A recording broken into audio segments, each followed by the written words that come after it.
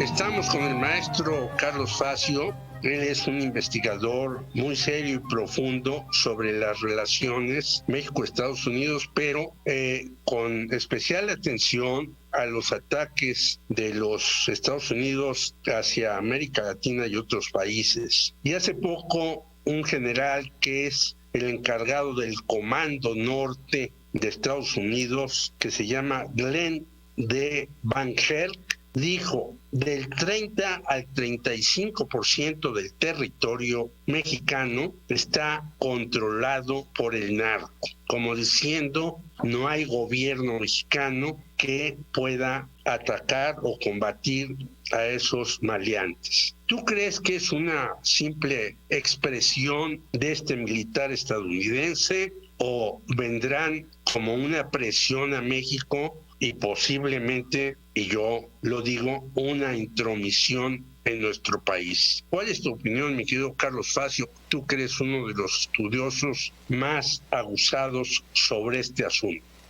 Bueno, habría que decir que no solo el general Van Herk del Comando Norte fue el que habló frente a un comité, sino también el del Comando Sur, el almirante Craig Faller, que es un comando que atiende de Guatemala hacia Argentina y Chile. Los dos se pronunciaron al mismo tiempo. Y justamente lo que están planteando no es solo el tema supuesto de que el territorio, un 35% del territorio mexicano está controlado por el narcotráfico, sino que eso favorece a China y a Rusia. O sea, que esta situación está siendo aprovechada por China y Rusia. Entonces, lo que nosotros, desde mi perspectiva, tenemos que valorar es que hubo un cambio de administración en Estados Unidos el 20 de enero. Entró el presidente Biden y Kamala Harris, y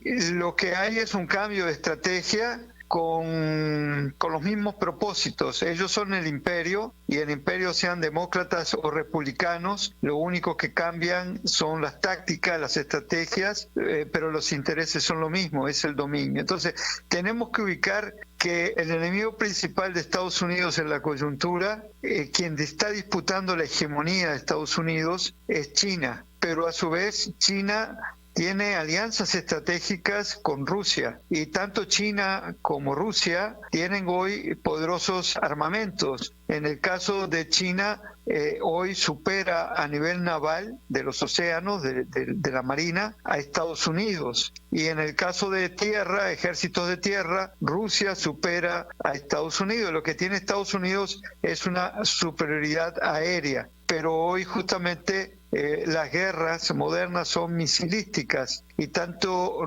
China como Rusia tienen misiles de largo alcance, y lo que se está disputando es la hegemonía. Entonces, Estados Unidos, desde la época de la doctrina Monroe, desde que en 1804 también Roosevelt planteó la política de la fruta madura con respecto a Cuba, que Cuba tenía que caer como una fruta madura en el regazo de Estados Unidos. Su tradicional patio trasero, como le llamaban despectivamente, es de México hasta la Patagonia. Entonces, hay otra situación que tiene que ver con la hegemonía, pero que es que las potencias, en este caso Estados Unidos, China y Rusia, pero sobre todo la competencia que se estaba dando antes de la pandemia, era entre China y Estados Unidos. Estados Unidos, Trump le declaró una guerra comercial a China, y esto tiene que ver a su vez con, por un lado, con todo lo que tiene que ver con el liderazgo digital del mundo, y las columnas centrales de la guerra digital que tiene que ver con la económica es la inteligencia artificial, el Internet de las cosas, las redes 5G, el Big Data, ¿no? Todo esto va a cobrar un nuevo impulso en clave de geopolítica después de la pandemia. Se está librando ahora. Pero hay otro fenómeno que es clave entre las potencias, que es que más allá de que haya alianzas cambiantes entre estados, entre las grandes corporaciones privadas y poderosos actores políticos y económicos, el capitalismo global, las cadenas de suministro de energía y de materias primas requieren todavía del combustible fósil. Y esto tiene que ver con el carbón, con el petróleo, con el gas natural. Y México tiene carbón, petróleo, gas natural, tiene agua, tiene biodiversidad. Entonces, hay una disputa. Bueno, hasta el litio tiene ahora. Tiene litio México, que es como el petróleo del siglo XXI. Entonces, la competencia económica tiene que ver con todos estos recursos geoestratégicos. Y eso explica justamente lo que podríamos definir como la geopolítica de la energía y la guerra económica entre Estados Unidos, que comprende a Donald Trump y ahora el dúo Joe Biden y Kamala Harris, como brazos ejecutivos del complejo militar industrial, que eso fue lo que lo definió así antes de dejar la presidencia Dwight Eisenhower, un expresidente de Estados Unidos, fue el que antes del último discurso a Estados Unidos, un general que había peleado en la Segunda Guerra Mundial en Corea, advirtió sobre un complejo militar industrial al que nadie había nombrado, pero que era el que gobernaba Estados Unidos. Lo dijo el presidente al salir. Y ese complejo militar industrial hoy está ligado con los capitales energéticos, financieros y mediáticos. Entonces, la disputa es entre ese grupo, entre Estados Unidos, entre esta alianza bipartidista con China, que a su vez tiene su ruta de la seda. Y todo esto tiene énfasis en la construcción de infraestructura multimodal, es decir, con oleoductos, refinerías, plataformas petrolíferas, carreteras, puertos, ferrocarriles, y todo esto para el transporte de energía fósil y materias primas. Entonces, acá es donde tiene que ver con México, cuando la 4T se plantea una transformación de alguna manera de la economía, con énfasis en lo social, tiene que ver justamente con las grandes... Con las cosas eléctricas y de petróleo, ¿verdad? Y justamente con Pemex y con la Comisión Federal de Electricidad. Justamente con la 4T que quiere rescatar las cuestiones eléctricas y de petróleo, ¿verdad, Carlos? Claro.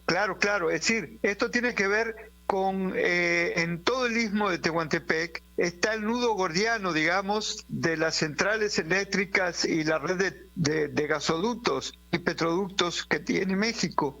Y en esa zona están las grandes corporaciones de Estados Unidos. BlackRock, el principal centro de inversión del mundo, tiene intereses en las principales corporaciones mexicanas que cotizan en la bolsa de valores. Y muchas de estas son compañías de Carlos Slim, que son compañías de La Real, de Minera México, son compañías de Bayeres, que son los dueños, los principales accionistas mexicanos en minería, en petroductos, en oleoductos, en temas gaseros, pero que a su vez están asociados con con grandes capitales de Estados Unidos. Entonces, bueno, tratar de desviar la atención para el narcotráfico es una forma de tener, digamos, una forma de injerencia en México bajo la amenaza de que hay que intervenir porque México peligra en su territorio. Entonces, acá lo que estamos viendo nosotros es que hoy el mundo es capitalista y justamente lo que están haciendo estos comandantes del Comando Sur y del Comando Norte es asustar con el petate del muerto, es decir, con el comunismo. Sí existe un partido comunista en China, sí existe un partido comunista en Rusia, pero hoy el mundo es capitalista y entonces el capitalismo se supone que es la economía abierta al capital extranjero y a la libre competencia.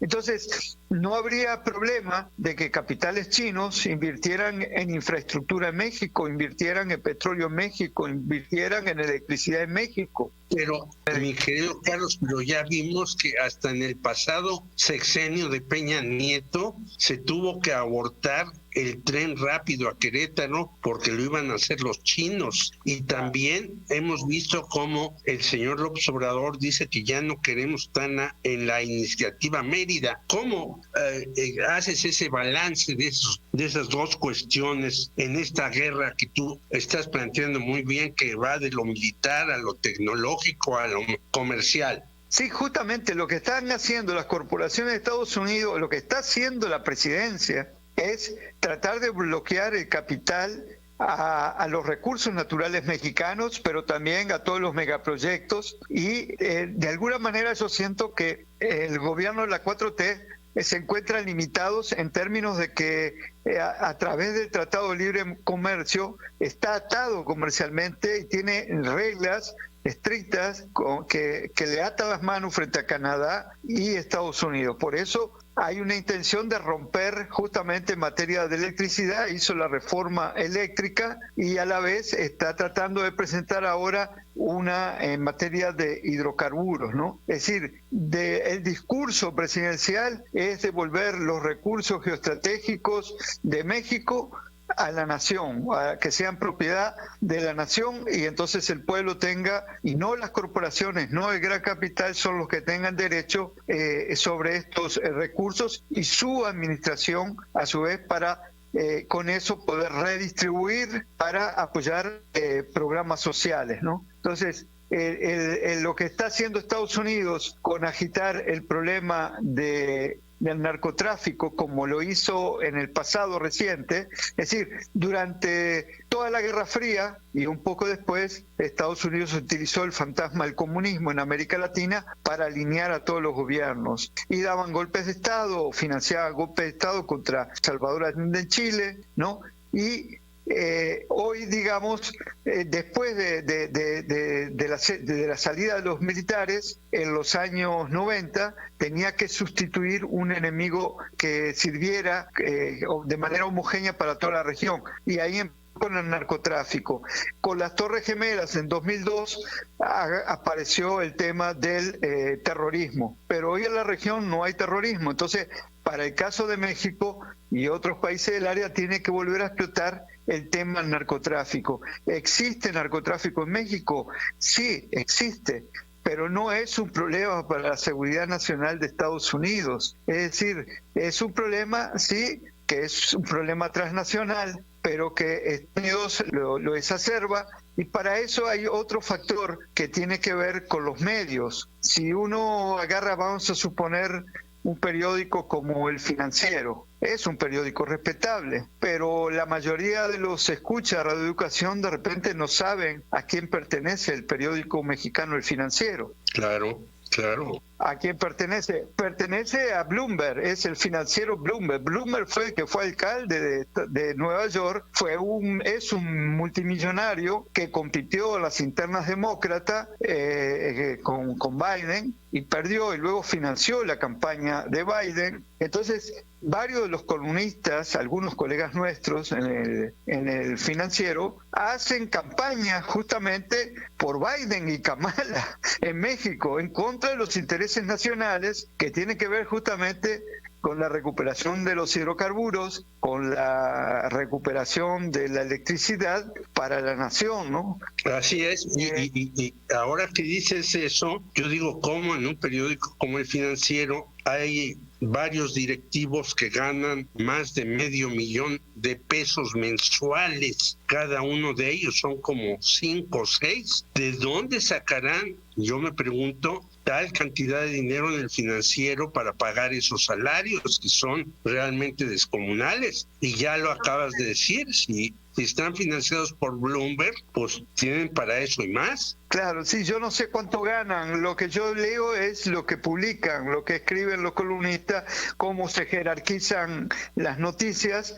Y entonces enviaron a uno de sus, supongo que será columnistas estrella, a Miami antes de las elecciones. Ahí sigue, y él ha hecho toda la campaña contra Trump y en términos de apoyo a Biden, ¿no? Entonces ellos mismos son los que ahora en esta coyuntura, después después que sale esta intervención de los comandantes del Comando Sur y del Comando Norte, los que comienzan a volver a agitar la conexión rusa. Entonces, desde ahí se hace la campaña y la toman otros medios, y sobre todo la radio, la televisión, de la conexión rusa y los peligros que puede traer la conexión rusa en México ahora que llegó Biden, ¿no? Entonces volvemos a una nueva etapa de Guerra Fría, en donde justamente lo que se trata es de construir un enemigo externo a quien echarle la culpa de los problemas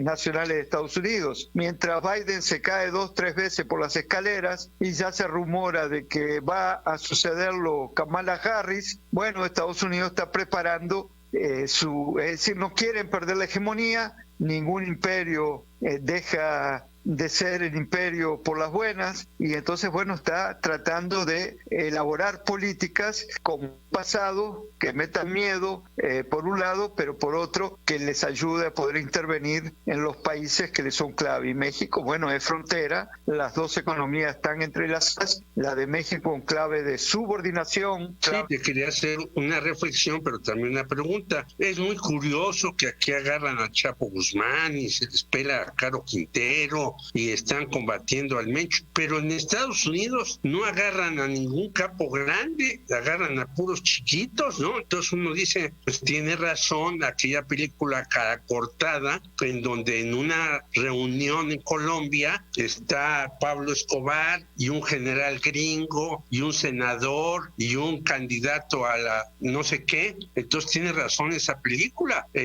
No agarran a los grandes capos de la droga en Estados Unidos porque están en colisión las autoridades con ella, o estoy especulando más, mi querido Carlos Paz. No, el negocio de la economía criminal que abarca el narcotráfico tiene que ver con que la mayoría de los recursos ilícitos se lavan en bancos de Estados Unidos. Es decir, vamos a suponer que la droga que se produce, pongamos por caso en Perú o en Colombia o en México, pero si viene desde Perú o desde Colombia, cuando pasa la frontera de esos países tiene un precio, cuando llega a la frontera, a la costa Pacífico de Estados Unidos tiene otro precio, cuando llega a la costa atlántica, a Nueva York o a Chicago, más al norte, ya subió mucho de precio. Entonces, los grandes intermediarios están en Estados Unidos, ellos son los que se quedan con las ganancias, ahí se lava.